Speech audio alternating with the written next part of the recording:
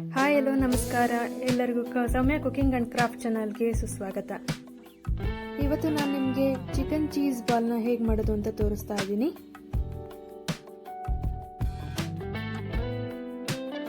ಮಕ್ಕಳು ತುಂಬಾ ಇಷ್ಟಪಟ್ಟು ತಿನ್ನೋವಂಥ ಡಿಶ್ಶು. ತುಂಬಾ ಇಷ್ಟ ಆಗುತ್ತೆ ಚಿಕ್ಕ ಮಕ್ಕಳಿಗೆ. ಅದನ್ನು ಹೊರಗಡೆಯಿಂದ ತಂದು ಕೊಡೋದಕ್ಕಿಂತ ನಾವು ಮನೆಯಲ್ಲೇ ಹೆಲ್ದಿಯಾಗಿ ಹೇಗೆ ಮಾಡ್ಕೊಳ್ಳೋದು ಅನ್ನೋದನ್ನು ನಾನು ಇವಾಗ ತೋರಿಸ್ತಾ ಇದ್ದೀನಿ. ಸಂಜೆ ಈವ್ನಿಂಗ್ ಸ್ನ್ಯಾಕ್ಸ್ ಆಗಿ ಕೂಡ ನಾವು ಇದನ್ನು ಮಾಡ್ಕೊಂಡು ತಿನ್ಬೋದು. ತುಂಬ ಟೇಸ್ಟಿ ಆಗಿರುತ್ತೆ. ಇದನ್ನು ಟೊಮೆಟೊ ಸಾಸ್ ಜೊತೆ ತಿಂದರೆ ಇನ್ನು ತುಂಬಾ ಚೆನ್ನಾಗಿರುತ್ತೆ.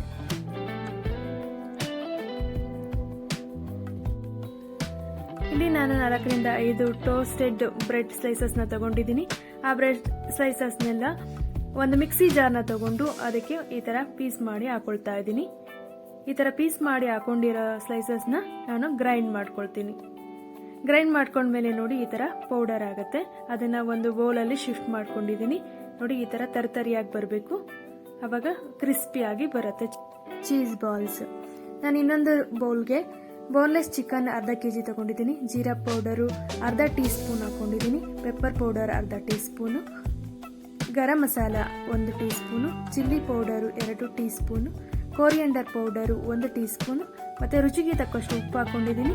ಅರ್ಧ ನಿಂಬೆ ಹಣ್ಣನ್ನು ಇಟ್ಕೊಂಡು ಮತ್ತು ಹಾರಿಗೆನ 1 ಟೀ ಸ್ಪೂನ್ ಹಾಕ್ಕೊಂಡು ನೀಟಾಗಿ ಕಲಿಸ್ಕೊಳ್ತಾ ಇದ್ದೀನಿ. ಈ ಕಲಸಿರೋ ಮಿಶ್ರಣನ ಒಂದು ಮಿಕ್ಸಿ ಜಾರ್ ತಗೊಂಡು ಆವಾಗಲೇ ರುಬ್ಕೊಂಡಿದ್ರಲ್ಲ ಅದೇ ಮಿಕ್ಸಿ ಜಾರ್ ಆದರೂ ಪರವಾಗಿಲ್ಲ, ಅದಕ್ಕೆ ಹಾಕ್ಕೊಂಡು ಗ್ರೈಂಡ್ ಮಾಡ್ಕೊಳ್ಬೇಕು.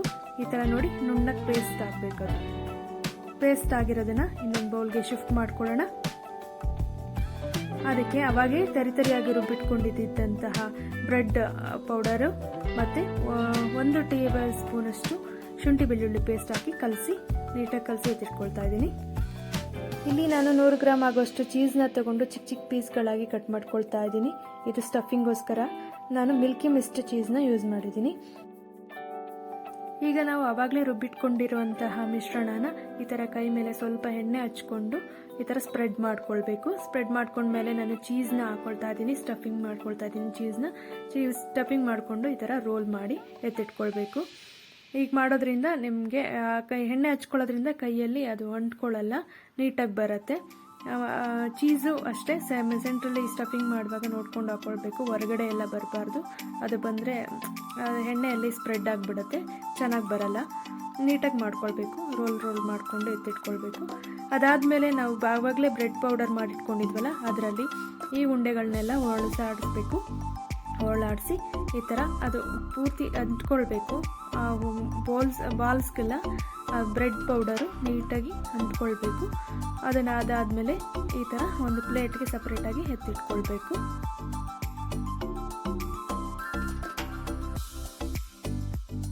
ಈಗ ಸ್ಟವ್ ಮೇಲೆ ಒಂದು ಬಾಣಲೆ ಇಟ್ಕೊಂಡು ಅದಕ್ಕೆ ಎಣ್ಣೆ ಹಾಕ್ಕೊಂಡು ಅದನ್ನು ಮೀಡಿಯಮ್ ಫ್ಲೇಮಲ್ಲಿ ಕಾಯಿಸ್ಕೊಳ್ಬೇಕು.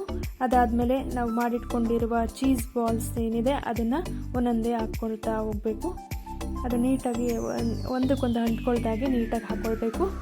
ಅದಾದಮೇಲೆ ಒಂದು ಜಾಲರ ತಗೊಂಡು ಒಂದು 2 to 3 ಮಿನಿಟ್ಸ್ ಆದಮೇಲೆ ಅದನ್ನು ತಿರುಗಿಸ್ಕೊಳ್ಬೇಕು. ನಿಧಾನಕ್ಕೆ ತಿರುಗಿಸ್ಕೊಳ್ಬೇಕು. ಅದಕ್ಕೆ ಏನೂ ಆಗದಾಗೆ ನೀಟಾಗಿ ನೋಡಿಕೊಂಡು ತಿರುಗಿಸ್ಕೊಳ್ತಾ ಹೋಗಬೇಕು.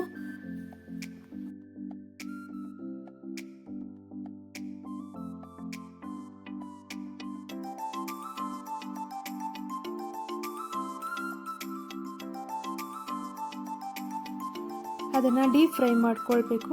ಅದು ನೋಡಿ ಬ್ರೌನ್ ಕಲರ್, ಈ ಥರ ಬ್ರೌನ್ ಕಲರ್ ಬರೋವರೆಗೂ ಫ್ರೈ ಮಾಡಿಕೊಂಡು ಅದಾದಮೇಲೆ ಅದು ಬೆಂದಿದೆ ಅನಿಸಿದ್ಮೇಲೆ ನೀವು ಎತ್ಕೊಂಡು ಈ ಥರ ಸರ್ವ್ ಮಾಡ್ಕೊಳ್ಬೋದು.